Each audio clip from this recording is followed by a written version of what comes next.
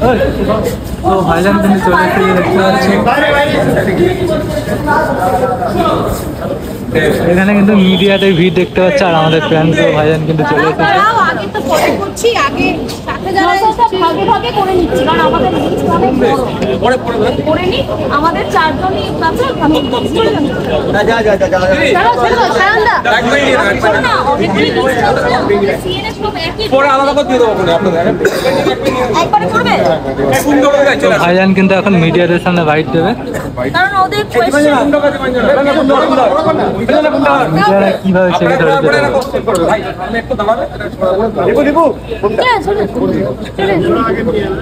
তারপরে কিছু বাদ পড়ে যায় কোনো ওরা আলাদা না, সব কিন্তু করবে কে পালন করেছে। আজকে সংখ্যালঘু কমিশন দপ্তরে এলেন মূলত কেন?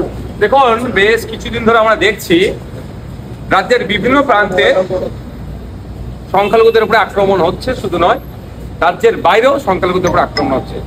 কোনো জায়গায় লিঙ্গুইস্টিক মাইনরিটি তো কোনো জায়গায় রিলিজিয়াস মাইনরিটি, এই আক্রমণ চলে যাচ্ছে। এই আক্রমণ বন্ধ করার জন্য আমাদের রাজ্যের মাইনরিটি কমিশনের ভূমিকা কি সেটা জানার জন্য, এবং ইতিপূর্বে আমি বেশ কিছু বিষয়ে মাইনরিটি কমিশনকে চিঠি করেছি, কিছু প্রতি উত্তর পেয়েছি, সেটার প্রোগ্রেস কি আছে সেটাও জানার জন্য আজকে এখানে এসেছি। এখানে একটা ডেপুটেশন দিয়েছি। আপনারা জানেন তালদির ঘটনাটা, যার বাড়ি ঘুটিয়ারি শরীফে নৃশংসভাবে খুন করলো যারা, তারা এখনো অনেক গ্রেফতার হয়নি। সেক্ষেত্রে মাইনরিটি কমিশনের ভূমিকা কি সেটাও জানতে চেয়েছি। বনগাঁতে পুলিশের মারে অভিযোগ এক বৃদ্ধার মারা গিয়েছে, সেক্ষেত্রে মাইনরিটি কমিশন কি ভূমিকা পালন করেছে সেটাও জানতে চেয়েছি। মালদা থেকে, মালদার বাড়ি ভিন্ন রাজ্যে কাজে গিয়েছিল উড়িষ্যাতে, শুধু কথা বলার জন্য, লিঙ্গুইস্টিক মাইনরিটি হওয়ার জন্য বিনয় বেসরা সম্ভবত, তাকেও মারধর করা হয়েছে। গত পরশুদিন উত্তরপ্রদেশ পুলিশ 13 জন বীরভূমের পরিযায়ী শ্রমিককে থানায় তুলে নিয়ে গিয়ে মারধর করে, কাগজপত্র সব দেখানোর পরেও তাদেরকে বাংলাদেশি ঘুষপেটিয়া বলে তাদের উপর অত্যাচার চলে। এক্ষেত্রে আমাদের রাজ্যের মাইনরিটি কমিশনের ভূমিকা কি সেটাও জানতে চেয়েছি। আপনারা শুনলে অবাক হবেন, আমাদের পশ্চিমবাংলায় মন্দির বাজারের ছেলে হুগলিতে ফেরির কাজ করতে গিয়েছিল, তাকে 2 দিন আটকে রাখে থানাতে, বাংলাদেশি বলে। বৈধ কাগজপত্র দেখানোর পরে তাকে ছাড়েনি। যখন খবর পাই এর মধ্যে আমি ইনভলভ হয়েছি, কোর্ট, তার পরিবার যখন থানায় এসেছে বলেছে কোর্ট থেকে তোমরা যাও, কোর্টে বুঝে নেবে। যখন আমি কোর্টে উকিল রেডি করেছি, খবর পাচ্ছি কোর্টে না পাঠিয়ে ওখানেই 400 টাকা নিয়ে তাকে ছেড়ে দিয়েছে। কিন্তু এই 400 টাকা নিয়েছে, কোনো তার এগেনস্টে কোনো রিসিপ্ট কপিও দেয়নি। তো এই সমস্ত একাধিক ঘটনা, আপনার দুর্গাপুরে যে কাণ্ড ঘটিয়েছে, পরিজাত গাঙ্গুলি থেকে শুরু করে নন্দীগ্রামের যে কাণ্ড ঘটিয়েছে, গরু ব্যবসায়ীদের উপর আক্রমণ, পশ্চিম মেদিনীপুরের দাঁতনে একটি ছেলেকে মেরে দিয়েছে সে সংখ্যালঘু পরিবারের। এই ঘটনা ঘটে যাচ্ছে, কোনো বিচ্ছিন্ন ঘটনা নয়। এই ঘটনা রোধের ক্ষেত্রে অথবা এই ঘটনা যেগুলো ঘটেছে তার যারা শাস্তি পাবে সেক্ষেত্রে ভূমিকা কি মাইনরিটি কমিশনের সে জানতে চেয়েছে। আজকে আমি একা এসেছি, ডেপুটেশন দিয়েছি।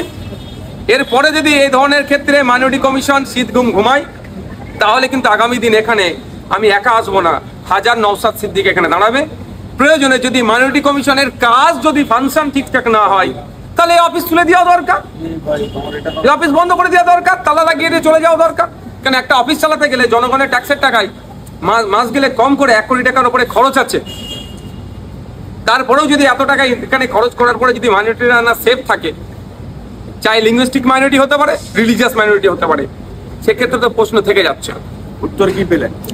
মাইনরিটি কমিশনের চেয়ারম্যান স্যার ছিলেন, সেক্রেটারিয়েট 2 জন মেম্বার ছিলেন, তারা যথেষ্ট বিষয়গুলো নিয়ে ভাবছেন, কিছু কিছু তিনারা কাজ করেছেন। আমি প্রশ্ন করেছি তাদেরকে, আপনারা স্লো মোটো করছেন না কেন?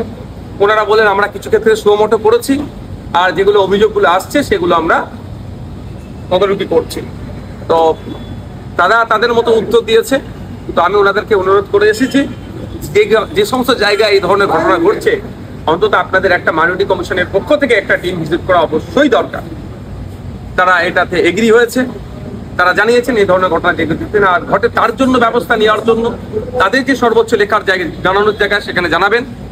যে যে ডিস্ট্রিক্টগুলোতে এগুলো হচ্ছে সেই ডিস্ট্রিক্টে যারা অধিকর্তা আছেন তাদেরকে জানাবেন, এবং সাথে সাথে এই যেগুলো যে জায়গায় এইগুলো ঘটনা ঘটেছে সেগুলো যাতে ভিজিট করে তার ব্যবস্থা করবেন।